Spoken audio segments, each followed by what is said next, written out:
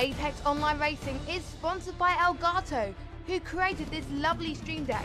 For more information about the Stream Deck, the link is in the description below.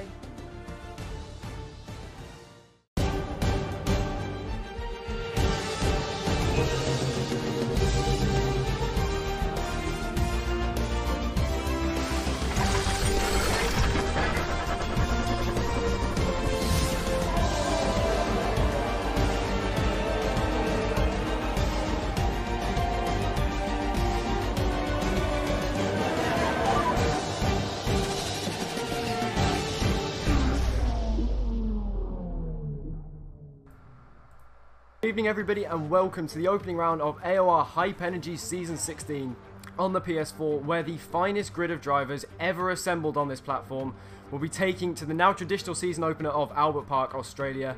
We've had some incredible races here in the past and I'm sure tonight will be absolutely no different. To 5 red lights for the Australian Grand Prix. They're on the screen now. We are ready to go racing in Australia. Lights out and away we go, and it looks like it's a decent-ish start from both of the McLarens as Flores gets away a bit better than Michael, and he's going to carry the lead into turn 1 very easy. It's 3 wide behind as the second McLaren is getting swamped by the Mercedes and the Red Bull behind. I think Deagle Killer will definitely be having a look on the Mercedes of Freak into turn 3. He's going to look to the outside. That's not a position that you really want to be in. He locks up. He's wide a little bit, and we are in the same order as we started in. It is Freak from Michael from Flores, who still leads this race. We still have Flores in the lead of this race with a 6/10 advantage from Michael in second, and Freak, who was battling with Michael all of qualifying, is very, very close. Michael is wide on the exit of turn 11, and surely this is going to give Freak a chance to get past into this next left-hander. He won't have DRS. He's later on the brakes, and they are still side by side, but Freak all the way around the outside. What a move this would be as if he could pull it off. He's round the outside again as Alex retires from the session, but Freak moves his way up into second place, and this is all just playing into the hands of Flores here. Into turn 9, but it's not quite enough overspeed, and Flores is able to defend once again. But we mentioned Michael falling back, and this battle is just completely playing into his hands, and he is now easily able to stay with these guys, and they are so close, nose to tail, as we go through turns 11 and 12, and Freak's had a very good exit in the DRS. Surely this time he's going to be close enough to go for a move as we go into the final sector. Again, he moves to the outside. Flores again takes the middle of the road and will not let that Mercedes through, and Flores maintains the lead of this race, and Deagle is round. He's in the wall. He's lost it, and he has retired from this race in dramatic fashion, and that did not look good at all. No, we have to go straight back to the top 3. I'll describe what happened in that incident, but look at that. I think the Ultrasofts are going off for Flores now, and he's under as much pressure as he has done. So Freak into turn 1, Flores having to go defensive. Freak ran the outside again. Flores claims the middle of the road, and there is no way through for this Mercedes. He's going to have to get a bit more inventive as Michael is right behind these guys as well, ready to pick up any scraps into turn 3. Again, Freak is going to have to go to the outside. Not a huge amount of space there. Locks up the inside front. Will he have a cutback line? Not quite. It's not the easiest corner to overtake. Turn 3, actually, you have to have the inside line, otherwise you cannot get through at all.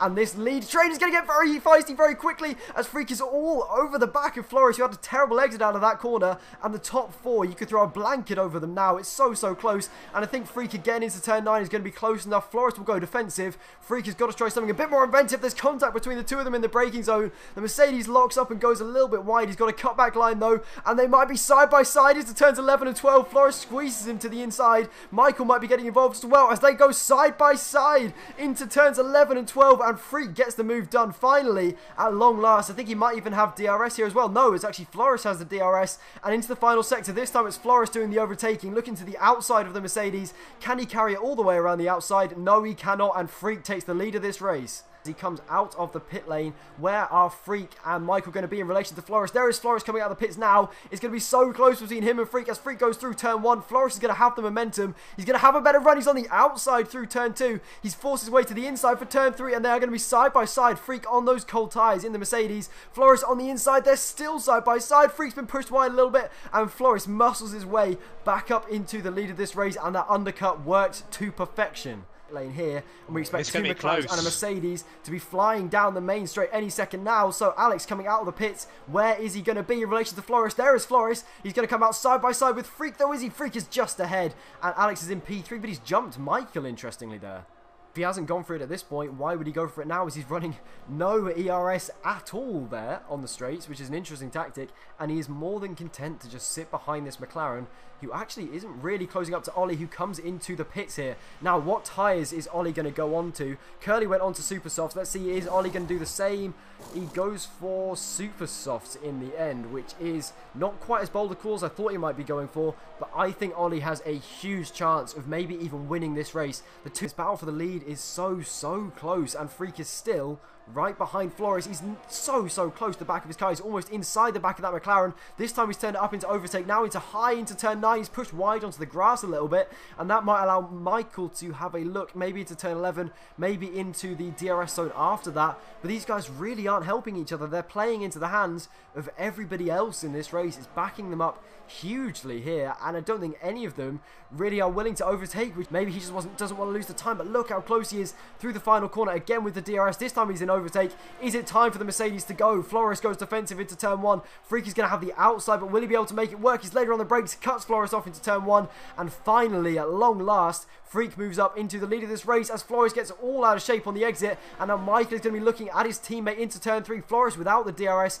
might be a bit of a sitting duck here, but is late enough on the brakes to maintain second place. So he's only lost 1 position there, but again, as you said, Mark, it's all playing into the hands of Flying Finn just behind. Yeah, this is nice midfield action here, but it's beginning to fall apart a little bit for Flores. Yes, he's in second, but he's picking up penalties on an alarmingly regular basis, and that's going to cost him a podium, I think. Cost him a podium, maybe even more, as this midfield battle again is really heating up. It's 2x2 as we go as the penultimate corner. Epic Gamer finally gets past Alberto, who is going to have the DRS here into turn 1. It's actually the Haas who has the DRS. Alberto might be the one under threat here into turn 1. They all swoop to the inside, trying to find just any kind of slipstream. It's so busy into turn 1. Surely this is going to end in a crash with someone at least. Cass picks up a 3-second time penalty. I think he may have been forced wide a little bit there, as Curly now right on the back of that Force India. Is he going to swoop to the inside? No, he's not. Alberto trying to go around the outside of Epic Gamer. That was not going to work out either. And Curly has muscled his way past Cass and the Force India. Or has he? They are still side by side, and Curly's pushed wide at turn 4, and Cass maintains the position. And this midfield scrap is providing us so much entertainment. That was absolutely awesome battling from them. As now back to Ollie D in his quest for potentially a podium, maybe even more in this race. He is now only less than 2 seconds behind Flying Finn in 5th. Well, yeah, especially if Michael were to suddenly pick up a penalty, but he's got to get past Flying Finn, who, to his credit, is really making it hard as possible for Ollie, but Ollie may have superior traction. Going into this next section of corners, all side by side, but Ollie superbly squeezes through the smallest of gaps, gives a little love tap to the Toro Rosso for good measure, but that was nice and fair from both of them there. Up to 5th goes Ollie, and yeah, as long as he keeps on track, a podium looks a near certainty for the Mercedes driver now. Unless anything drastic happens in these final few laps, we believe Freak will cross the line to win the race on track. But Michael, we think, is in prime position to win this race. So as we're on board with Freak, round the final corner and up to the line, he will cross the line first, but will he still maintain his victory as we go on board with Michael? I think he's going to get promoted up into the lead. And let's see, yes he is, he takes the victory, and Alex up into 2nd place, Freak and Flores down to 3rd and 4th, and Ollie indeed does get himself up into P3. So your final podium order is Michael, who claimed an incredible victory, taking the first race of the season, with Alex, the reigning champion, in 2nd, and then Veloce Ollie D with a perfect drive to get himself up into P3. No penalties, worked his strategy to perfection, and I'm sure he will be more than happy with that, given the position that he started in place. So from all of us here at AOR, a big congratulations to Michael for an absolutely stunning drive.